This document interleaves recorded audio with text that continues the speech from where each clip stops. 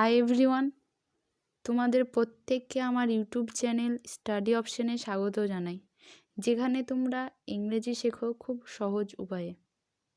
আজকে আমাদের এই ভিডিও লেসনটি সময়কে নিয়ে, অর্থাৎ ঘড়ির সময়কে ইংরেজিতে কিভাবে বলবো। প্রথমেই জানতে হবে আমাদের এএম এবং পিএম সম্বন্ধে, কারণ সময়ের শেষে আমরা এএম অথবা পিএম কথাটি ব্যবহার করে থাকি। এএম হলো অ্যান্টিমেরিডিয়াম, অর্থাৎ বিফোর নুন। সকালবেলা অর্থাৎ রাত্রি 12টার পর থেকে দুপুর 12টার মধ্যের সময়কে আমরা বলে থাকি এএম। পিএম হলো পোস্ট মেরিডিয়াম, অর্থাৎ আফটারনুন। দুপুর 12টার পর থেকে রাত্রি 12টার মধ্যের সময়কে বলে থাকি পিএম। দেখো বন্ধুরা, তোমাদের সুবিধার জন্য আমি এখানে একটি ঘড়ি নিয়েছি। তো ঘড়িতে এখন বাজে 2টো।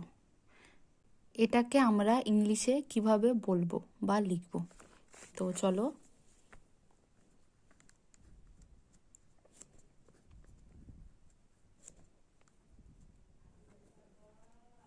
ইটস 2 o'clock নাও। যখন বড় কাঁটাটি 12-র ঘরে থাকবে এবং ছোট কাঁটাটি 2-এর ঘরে থাকবে, তখন আমরা 2 o'clock বলবো। ঠিক একইভাবে এখন ঘড়িতে বাজছে 3টে। তো বড় কাঁটাটা রয়েছে 12-র ঘরে এবং ছোট কাঁটাটি রয়েছে 3-এর ঘরে। এখন ঘড়িতে 3টে বাজে। ইটস 3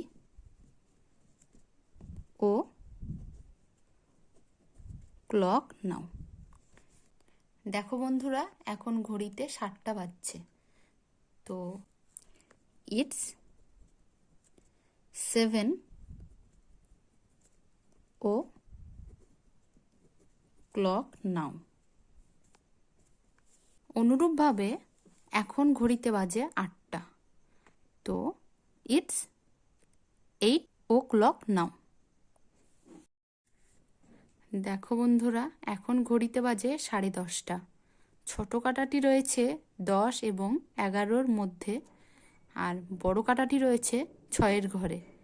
তো এটাকে আমরা ইংলিশে কিভাবে বলব? ইটস 10:30 নাও। তো বন্ধুরা, যখন 10:30 বা 10:30 বাজবে, তখন আমরা ব্যবহার করব 1/2। ঠিক একইভাবে বন্ধুরা, এখন ঘড়িতে বাজে 3:30। তো এটাকে আমরা ইংলিশে কিভাবে বলবো? এখন 3:30 বাজে বা এখন 3:30 বাজে। ইটস 3:30 নাও। তো এখন আমরা জানবো ইংরেজিতে কোয়ার্টার শব্দটি কখন ব্যবহার হয়। তো বন্ধুরা দেখো, এখন ঘড়িতে বাজে 4:15 বা এখন 4:15। ইটস 4:15। তো বন্ধুরা দেখো, এখানে আমরা কোয়ার্টার ব্যবহার করলাম। তো বন্ধুরা দেখো, এখন ঘড়িতে বাজে 5:15 বা 5:15। ইটস 5:15।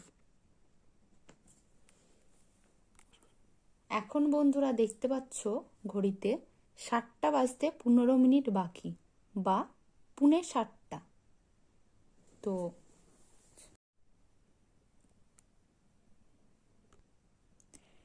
ইটস 7:45। তো বন্ধুরা দেখো, আমি এখানে ব্যবহার করেছি 1/4। তো এর আগে ব্যবহার করেছিলাম কোয়ার্টার পাস্ট, কারণ 15 মিনিট বেজে গিয়েছে, সেহেতু এখানে আমরা পাস্ট ব্যবহার করেছি। আর এখানে বাজতে বাকি আছে, তাই টু ব্যবহার করা হয়েছে। ঠিক একইভাবে ঘড়িতে এখন 10টা বাজতে 15 মিনিট বাকি, বা এখন 9:45 বাজে।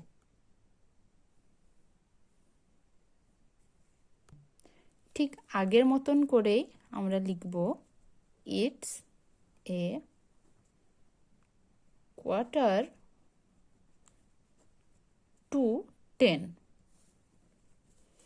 বন্ধুরা, যখন মিনিটের কাঁটাটি 12 থেকে 6-এর মধ্যে থাকবে, তখন ইংরেজিতে সময় বলতে গিয়ে পাস্ট ব্যবহার করা হয়। দেখো, এখন ঘড়িতে বাজে 10:10।